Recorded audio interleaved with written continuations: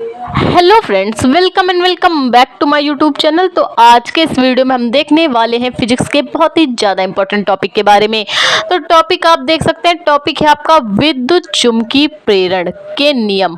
तो फैराडे ने विद्युत चुम्बकीय प्रेरण के संबंध में कुछ नियम दिए थे, तो उन्हीं को आज इस वीडियो में हम देखने वाले। तो चलिए सबसे पहले देख लेते हैं विद्युत चुम्बकीय प्रेरण क्या होता है। ठीक, तो यदि किसी कुंडली में, किसमें, कुंडली, बात कुंडली की हो रही, तो हम करते क्या है, एक तांबे का तार लेते हैं, उसको लपेट लपेट के हम क्या बनाते हैं, एक कुंडली का आकार दे देते हैं। ठीक, समझे आप कुंडली।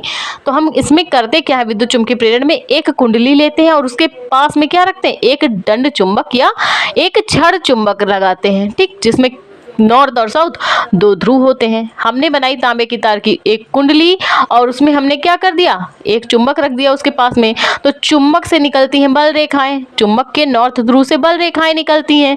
तो देख सकते हैं, यदि किसी कुंडली और चुंबक के बीच में गति कराई जाती है तो कुंडली में क्या होता है, प्रेरित धारा उत्पन्न हो जाती है। अब प्रेरित धारा कैसे उत्पन्न होती है, मान लीजिए जैसे आप जानते हैं छड़ चुंबक होती है, तो छड़ चुंबक में जो बल रेखाएं निकलती हैं वो नॉर्थ से साउथ ध्रुव की ओर निकलती हैं।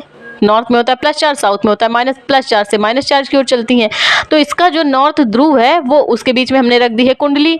तो बल रेखाएं कैसे निकलेंगी, इस कुंडली से होकर जाएंगी। तो चुंबक से जो बल निकल रहा है, चुंबक से बल लग रहा है, तभी तो ये कुंडली क्या हो रही है, कुंडली से बल रेखाएं होके जा रही।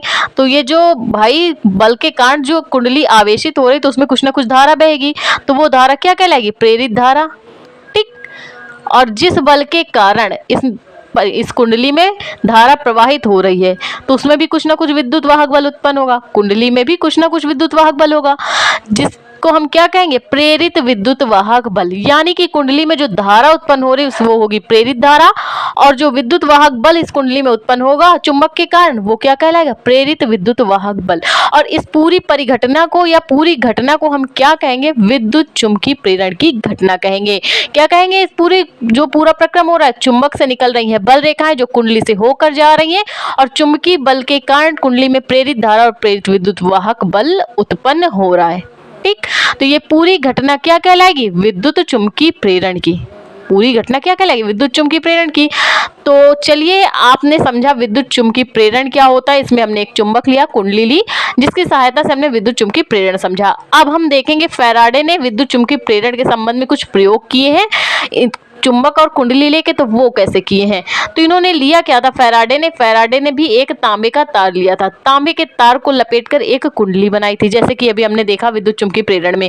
इन्होंने किया क्या था, एक तांबे के तार को लपेटकर एक कुंडली बनाई, जिसके सिरे को, इस कुंडली के एक सिरे को किससे जोड़ा, धारा मापी से जोड़ दिया, जिसमें कि एक गैल्वोमीटर लगा। गैल्वोमीटर क्या करता है, विक्षेप को मापता है। ठीक, धारा मापी में लगा है गैल्वोमीटर जो कि विक्षेप ज्ञात करता है। इन्होंने ली एक तांबे की तार की कुंडली, ठीक, और एक सिरे में लगाया धारा मापी, धारा मापी से जोड़ दिया, और उसमें एक धारा मापी में क्या लगा है, गैल्वोमीटर लगा है, जो कि कुंडली में हो रहे विक्षेप के मान को ज्ञात करेगा।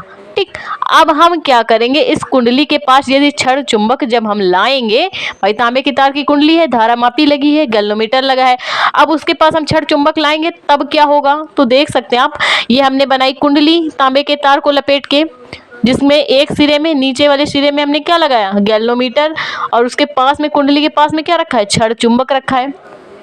एक तांबे के तार की कुंडली बनाई है, जिसके पास में हमने एक छड़ चुंबक रखा है, कुंडली के एक सिरे में लगाया गैल्वोमीटर, और गैल्वोमीटर क्या काम करता है, धारा के विक्षेप के मान को ज्ञात करता है।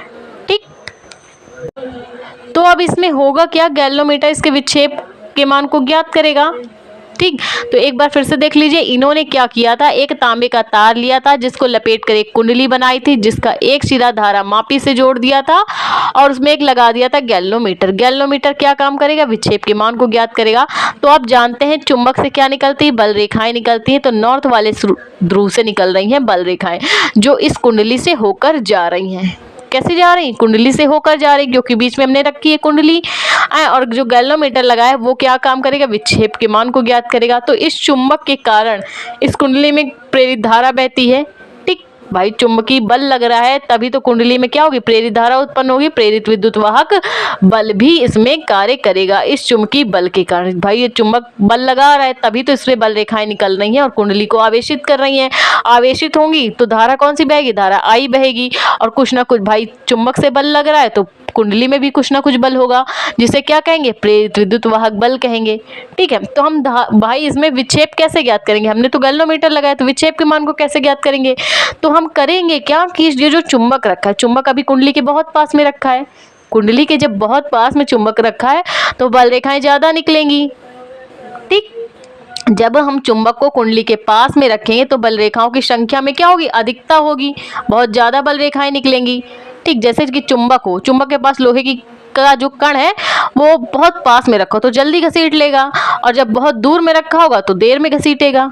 ठीक, सेम वही काम है कि कुंडली के पास में रखी तो बल रेखाएं ज्यादा जा रही हैं, बल रेखाओं में अधिकता है।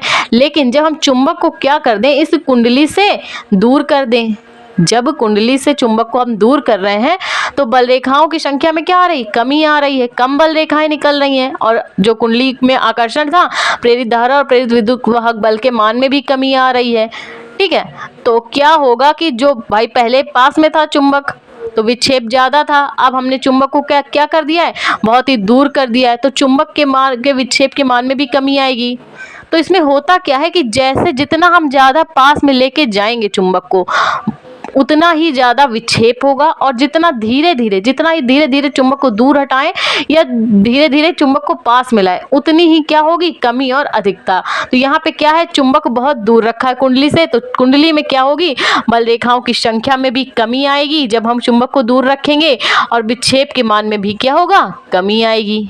जब हम चुंबक को कुंडली से दूर रखते हैं तो हम गैल्वेनोमीटर से ही तो हम विक्षेप ज्ञात करते हैं, तो भाई जब धारा रेखाएं कम निकल रही, बल रेखा कुंडली से कम होकर जा रही हैं तो विक्षेप के मान में क्या होगी, कमी आ जाएगी। और यहाँ पे क्या था, यहाँ पे हमने क्या किया था, चुंबक को बहुत पास में रखा था, तो गैल्वेनोमीटर से जब मान ज्ञात करेंगे विक्षेप का तो क्या होगा, जब बल रेखाएं ज्यादा निकल रही तो विक्षेप के मान में भी अधिकता होगी, भाई जल्दी जल्दी जब निकलेंगी। और हम क्या करें, अगर हम चुंबक को स्थिर कर दें, चुंबक को क्या करें, जब एक जगह चुंबक को हम अगर स्थिर कर देते हैं तो क्या होगा, जो बल रेखाएं निकल रही थी वो निकलना बंद हो जाएंगी। ठीक, जब चुंबक को स्थिर करेंगे तो कुंडली भी स्थिर हो जाएगी, जब चुंबक ही स्थिर है, बल रेखाएं ही नहीं निकल रही तो इनका मान भी क्या होगा, स्थिर हो जाएगा।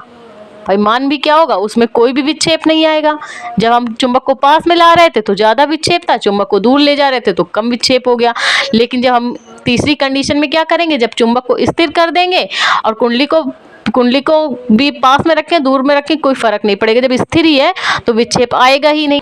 तो इन्हीं प्रयोगों के आधार पर फैराडे ने विद्युत चुंबकीय प्रेरण संबंधी 2 नियम दिए हैं, जिनको हम नेक्स्ट वीडियो में समझेंगे। तो आई होप आपको ये समझ में आया इनके प्रयोग। तो प्लीज वीडियो को लाइक और हमारे चैनल को सब्सक्राइब करें। Thank you for watching this video.